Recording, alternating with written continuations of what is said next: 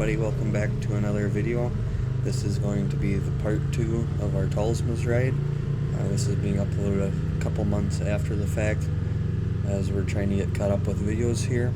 But in this video we go through the Teeter, Totter, the Chute, and more, so stick around to see what we get into.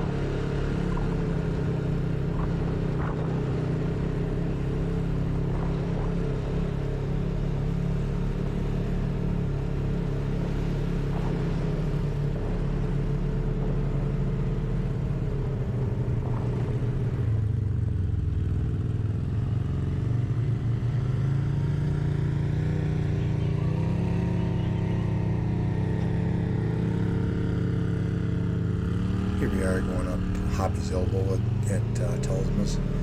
So it's kind of a nice little fun trail to go on to. It's kind of short, kind of steep, sharp turn to the right. You can see these trails are kind of wore in pretty good. When they made them, they dug it out pretty good, which makes it kind of fun. We're here in the fall of the year, last ride of the year, so the trail's even harder to see because of all the leaves flying around everywhere. So, and this trail really doesn't do, camera doesn't do much justice to it. It's a lot quicker, a lot steeper, and a lot funner in real life than what the camera is showing here.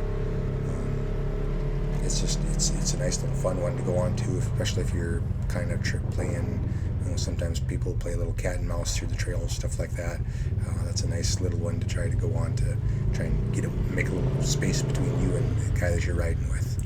And if you're not careful there, you can also kind of scrape up your machine there on that turn on Hoppy's elbow. They're kind of dug in, so if you don't turn wide enough, you can hit it with either your tire or if you don't have rock sliders or something like that. Yeah, just like this one right here that we just passed here with this tree coming up here. You can see even as we go by that tree, it's all scraped in, the tree itself, from hitting so many roofs.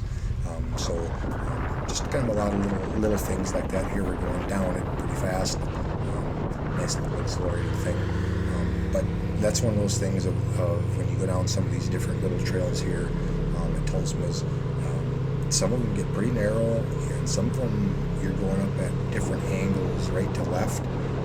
So you got to kind of think about that when you go through them, because those trees are pretty low and pretty slung over. I don't know how many times we've hit roofs and some different body panels and things like that on some trees down there. Not on purpose, just by total accident. You're not thinking about what you should be thinking, and which isn't the right thing to do. But you know how it is. Sometimes you're talking to your passenger or whatever. So it's some nice little fun little things to do. And here we're going down the chute. This is just kind of another one of those tighter trails. It kind of does what you would expect from the name. It kind of pinches you in. It's kind of dug out on either side, and so you get some trees that are kind of going over you. Kind of makes a tunnel effect. And this is kind of another example here of where if you're not careful, you could kind of ding up your machine, either hit the side or maybe drive over something that you weren't supposed to, or just kind of gotta watch out with what you're doing on this one. As the name implies, it's kind of a chute, and you're basically in a tunnel. Yeah, there isn't too many places here at Talsma's where you really have to worry about your machine scraping up, as far as on the bottoms, with rock sliders and tree kickers and all that kind of thing. For us, we've always thought that probably the hardest, or the place where you really have to watch the most, is on your roof. Just because you go into some of those turns and they're sweeping at a pretty good angle right to left, and those trees don't give a whole lot of leeway there. So it's real easy to scrape up your roof on a tree there. And like I said, if you as you're driving around, if you look from that, you'll see a lot of the trees have been scraped up pretty good. Some pretty big old indentions in them and things like that from over the years. And if you're not careful, your roof is only made out of plastic, so if you kind of pinch that between a tree and your cage, it could crack or do some worse damage. Another thing that you have to worry about is if you have any, like a flag sticking up or a whip light. Those can often get caught in some trees. We haven't had anything break yet, but we've definitely hit a few things with taller parts of the machines and stuff like that. Yeah, a lot of the whip lights, most of them have springs on the bottom of them that are attached to your machine to give us some give to them, things like that.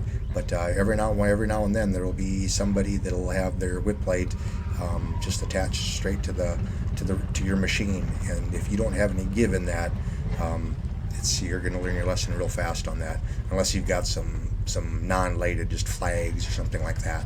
Those are usually really have a lot of give to them.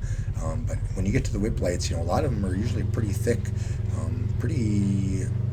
it's a lot of stuff there that they're just built heavy to withstand a lot of things. But especially if they're shorter ones, you go through some of these things and there's just not a lot of room for give there. And getting down into this area, you can see the mud. That really plays a big factor in what kind of tires do you have here. In this one we have just the standard bighorns that come with the machine, and they kind of clogged up pretty fast with mud, and then the leaves also stuck to it, so it was really kind of like you had slick tires. I mean, there wasn't much give to anything really here. So yeah, like our bighorns, we noticed it seems like they have a lot of you can get a lot of traction with them going forward and backward. The problem where we kind of maybe wish that we had some different tires on is the right and left, because when you start going in some of these trails, especially if you're kind of speeding along maybe a little faster than what you should, and you start to break free a little bit. Usually you kind of just slide right to left. You can always usually keep going. Like I said, forward and backward usually isn't a problem with bighorns. The problem that we notice is just the right to left motion with it, especially if we don't have it in four-wheel drive right away, which a lot of times we don't. We usually just drive around in two-wheel drive. But some places like in this trail here, this was last ride of the year, and they had a lot of rain right before this, a week or two, and this ride I think was in November, first week in November, and things that time of year don't dry off, so we had a lot of rain, and these trails were really wet compared to what they mostly are. And the leaves then fall over the tops, and it just doesn't dry in there. And you can kind of tell by some of the tracks that we were making through there and that are gone through that we're following. It is what it is, and that's kind of what makes trail riding fun. But like I said, we usually can get through most every place with two-wheel drive. But you'll see coming up, there's a couple places where we cannot.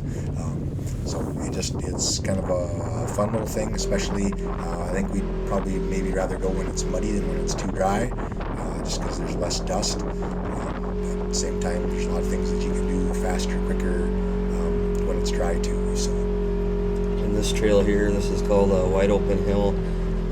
It's kind of like the name sounds. You can pretty much put the pedal down to the floor and make it up. I don't think any machine really has a problem with this one. As some other hills at Talsma, some machines can have problems with it here. A Rzr should be fine with anything you go on here at Talsma's, but other trails sometimes people can't quite get the grip or the power to get up them, so you just kind of gotta watch what you're doing and be confident in your machine that it can get up it.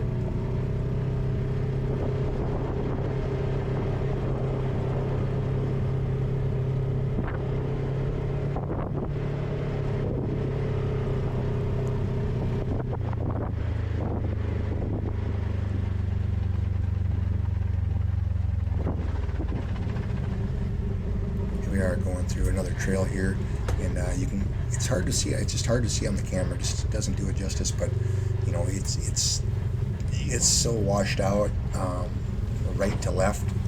There's probably probably a 40% incline from back there, from where your right side was probably about 2.5 feet taller than what your left side is. It takes little, it's not for just, you don't just jump on a machine and go in here.